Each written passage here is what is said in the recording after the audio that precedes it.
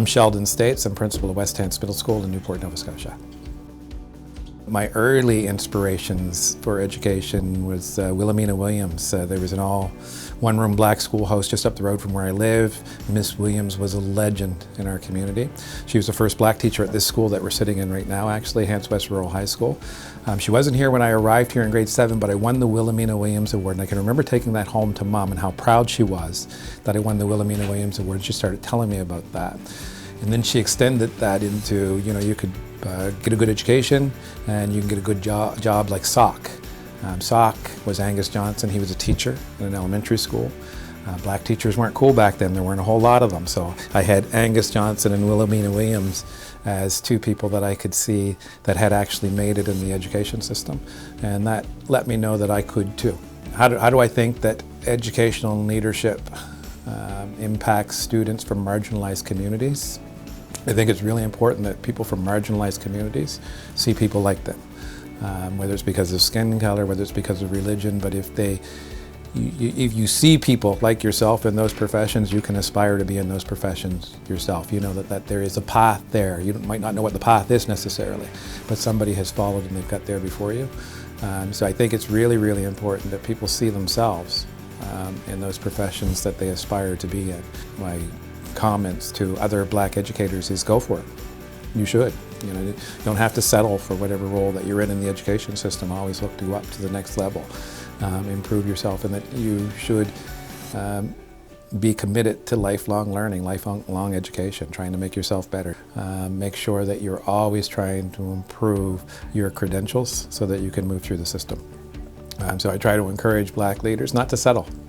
That if this is what you really want to do, if you want to get into a leadership role, you should see yourself there first, and then you should do something about trying to get there.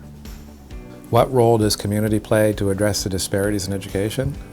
Probably a bigger role than the schools themselves. I like to say that. You have to be inspired. Students have to be inspired. They have to believe that there is a reason to go to school, and I think that comes from home.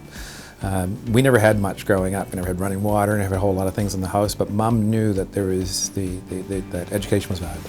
She made sure that we had a quiet space to get our work done. She made sure our work got done. She made sure to emphasize the importance of getting a good education because it was going to be good for your future, and she was uncompromising. That it was just something that we had to do. That was what our job was when we were growing up, to get a good education. I think that the community's role is immeasurable. I mean, without community, we can't do anything. And the connections that we try to make with the community are to support some of the initiatives that we're doing inside of the school. And that, I'm always encouraging teachers to reach out to parents and community members, because the best way to move students or get them to do the things that we want to do is to get their parents on side and make sure that we're all on the same page. So I think that communities are critical for making sure that schools are vibrant, functioning institutions in their midst. Oh, black brilliance and legacy. It's always been about black brilliance and legacy for me. It's funny, growing up, I'm fair skinned, so you never seen that in me, but I was adamantly interested in everything black when I was young.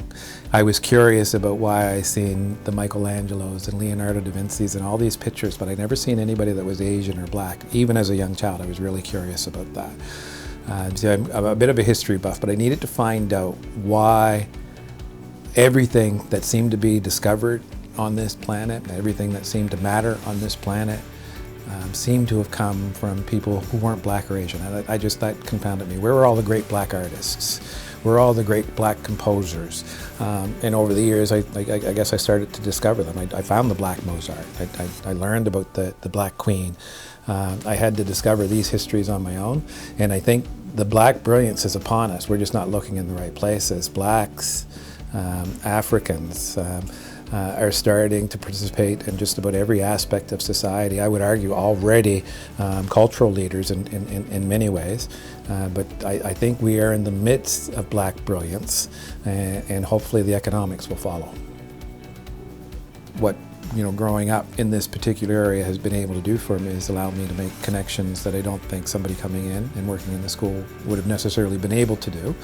But it also makes me intensely proud of trying to do better for the school that I'm in.